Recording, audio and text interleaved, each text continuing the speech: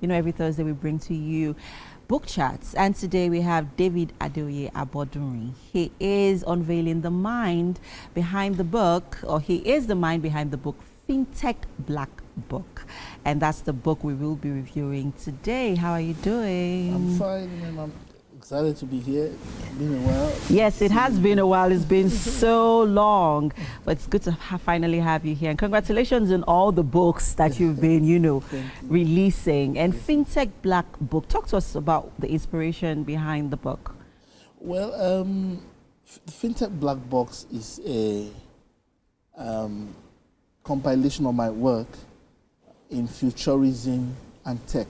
Okay. I love studying the future and the things that will happen, and fintech is one of the industries that I am studying, and I've done that for about 12-13 years quietly, and then the things I began to see in fintech began to scare me. And the way they were changing, society changing, and we don't even know that changes are afoot, and we're just living our lives in mainstream society as if there is no problem. Meanwhile, things are changing, and it's strong. By the time we start unveiling it, and ultimately, all of tech, if tech is about the future, ultimately all of tech will dovetail into fintech.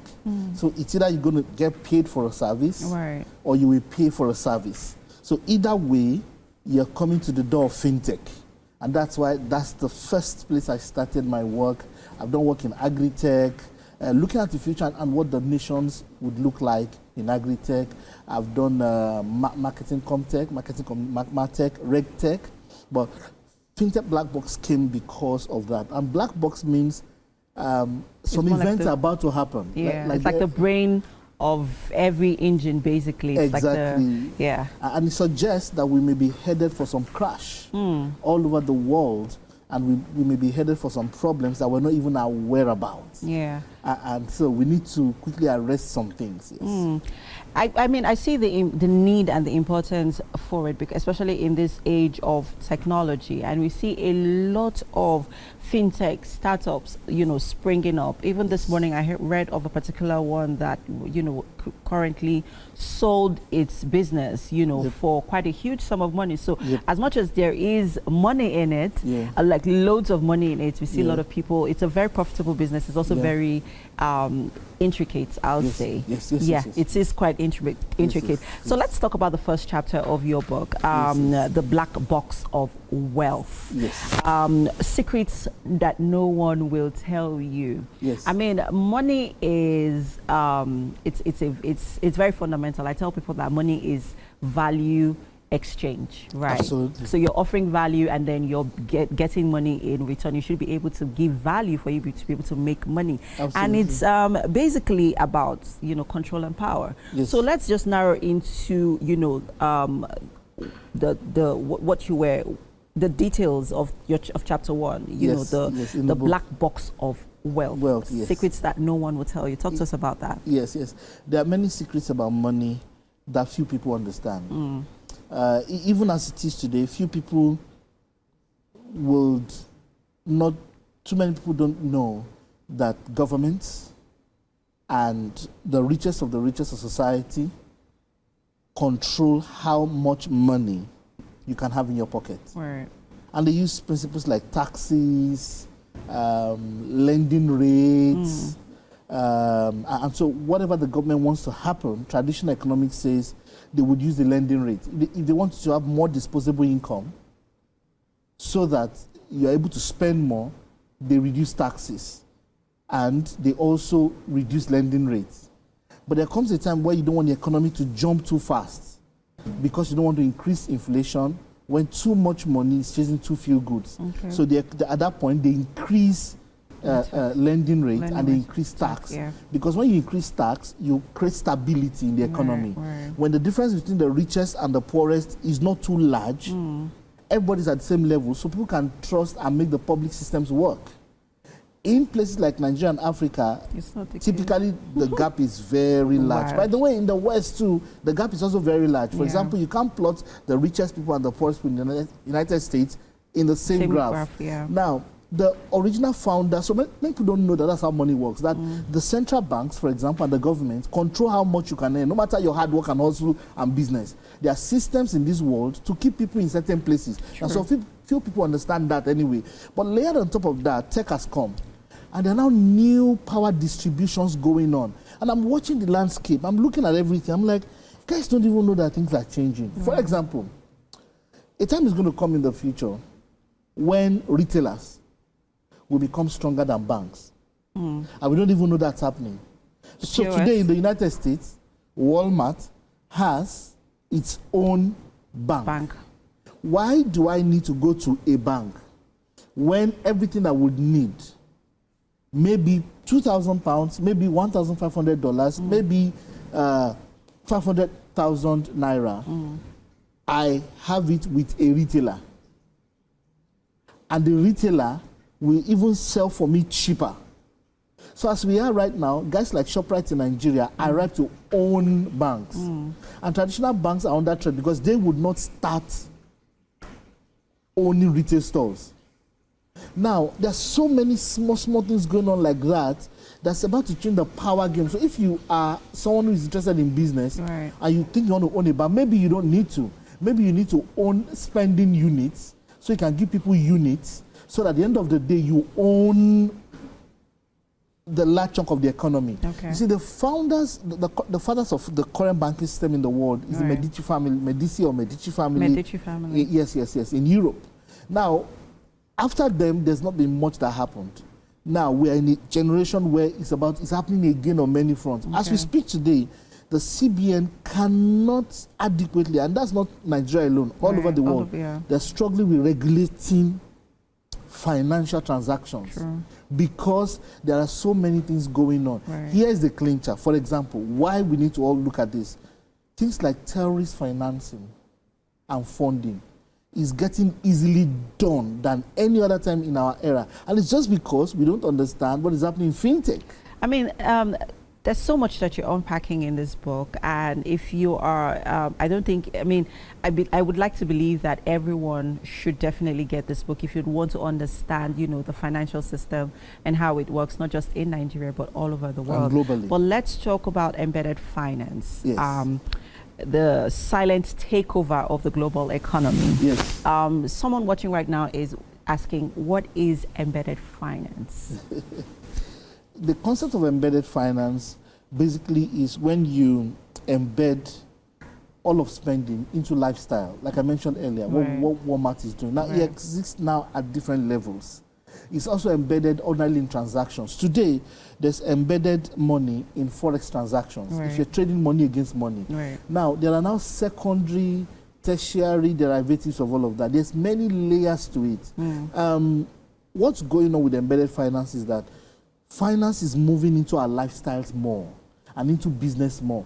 So, for example, if I'm importing from China, that importing process is also being embedded into the operations of the business. It contributes to the P&L of the business.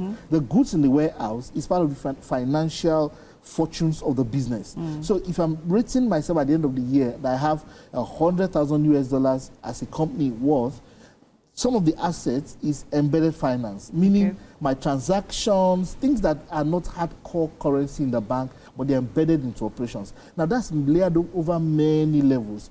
So people are storing their wealth they're embedding it in some things that is going to be difficult for the regulator to come after them for tax. It's going to be difficult for the regulators to come after them for anything. And they want more control. So there's a silent control battle between the traditional owners of control, which is government, and the regulator, which is in Nigeria, the government and the CBN. There are individuals now who are now owning big stock, and they're in the fintech sectors. Now, the average man on the street needs to understand that this is the easiest time for you to become very wealthy.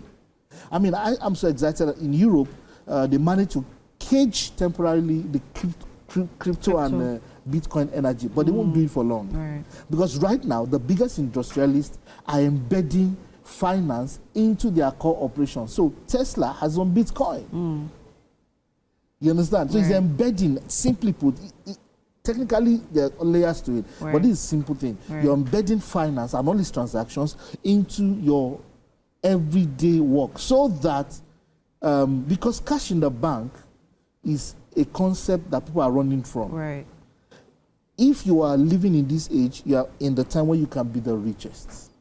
If you know what's going on. But a lot of people are just moving up and down, or just working the same style. I work, I earn, I save. I work, I earn, I save. Yeah. Now, those laws are not good enough anymore for the future.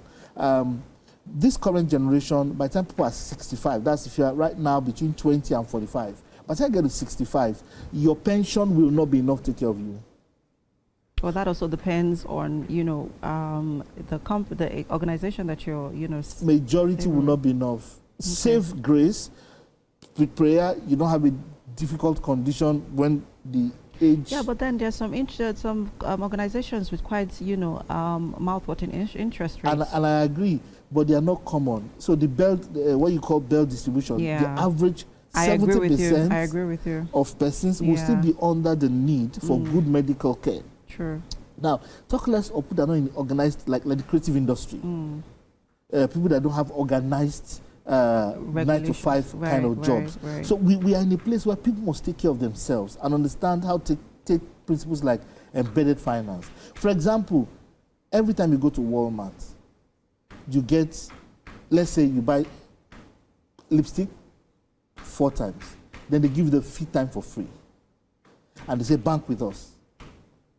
That's the end. Yeah. Why do I need to go to the bank? Right. Then they charge me card transaction. Right. And then I'll buy. Why do I need to do that? There is a Walmart bank right beside it. Let's talk about your other chapter where you talked about neobanks and reinventing the DNA of banking. Yes.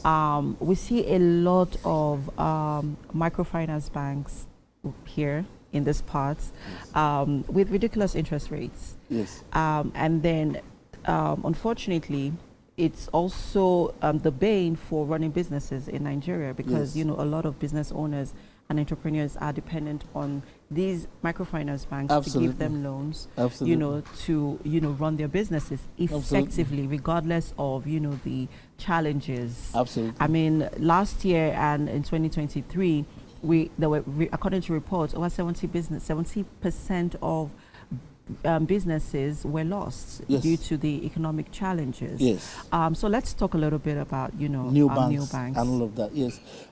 Nigeria is a very interesting case study. Right. In fact, I saw a new development a few days ago about something called alternative bank. Get a gold bar every time you bank. I was like, what? So I paused at Jibowo or somewhere when I saw that.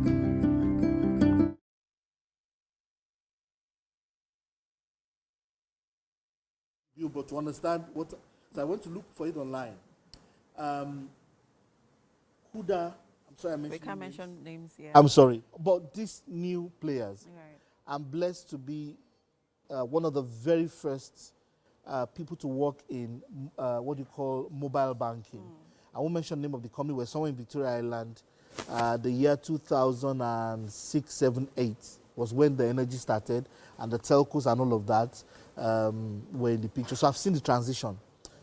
Simply put, more persons are using these new banks in Nigeria. Right. I mean, I want to pay the Okada man, and he mentions a particular bank, not the first 5, not the first 10. He mentions this small bank, and which started off as a fintech as well. Which is a fintech. And I asked one of them, "Why are you doing this?" Right. He says to me, "Issue, sir." I said, "What does issue mean?" Because I know what it means, but I was just testing because I am interested in that sector and I'm a researcher. And he says to me, "It doesn't fail. I'm going to get my money immediately." And there are some names. It works with your mobile phone. Now it's lifestyle integration. Right. So lifestyle is being integrated with use. There's no network is failing. There's no my money disappeared. It's seamless. Transactions are seamless. It's seamless, easy, simple, and that's because behind the scene they're using an offsetting method to debit. So whatever you have, they debit against it. Right. Instead of moving the money, which the traditional banks are doing, into your account. And I'm looking at the big banks and they are not responding. Now, it's slightly scary for me. Why? These new banks, somebody can clean the account and go through Cotonou. I will be looking for the person. It's easy for someone to shut their servers and walk away. Hopefully, they are good people. because what they're doing is just credit and debit against people's deposits. So they don't need to go through the traditional P&L where you balance and no. MM has this amount and somebody has, she needs 50K, we give it to her. When the money comes in, that's very fast debit and credit approach. Simply put, everybody has a book. Your phone number has a book and it's beside you. So what's the bigger point I'm making? Regulators will have a hard time coping with any backlash, anything happens to those guys, because they are microfinance banks. They're supposed to operate a certain level of threshold. But the volume of transactions that's beginning to travel through their servers might be too much. And this issue is a national sovereignty issue. It's a national security issue. That's why I love the guy who did cybersecurity earlier. Our financial transaction and data on a daily basis and how much you're transferring is an item of natural warfare. If somebody wants to come against our country, they can hack our servers and know how rich we are and deal with our transactions and, in quotes, God forbid, make the country poorer. So these neobanks are becoming stronger in terms of number of transactions, volume of transactions, and human beings are using them beyond the original financial threshold and risk, because there's layers, they have insurance that's backing them up. There's an amount of transaction they're supposed to take. Now it's getting bulkier. Now, and the CBN is struggling not to stop good business, yet keep people's money safe. So those are very serious problems, and it will get worse. Here's my headache: the traditional banks are not responding. You know what? This is quite insightful. Like I said earlier on, if you are in the financial, if you're interested in the financial landscape of this country, and not just even in Nigeria but all over the world, your book, Fintech Black Book, is one to get as soon as possible. Thank you so much, Adeoye. I mean, there's been so much that's been unpacked today in today's discussion. It was such a pleasure having you on the show. Thank you so much for having me. All right. On that note, we have to take a quick break. We have quite an interesting guest coming up next. Stay with us, people.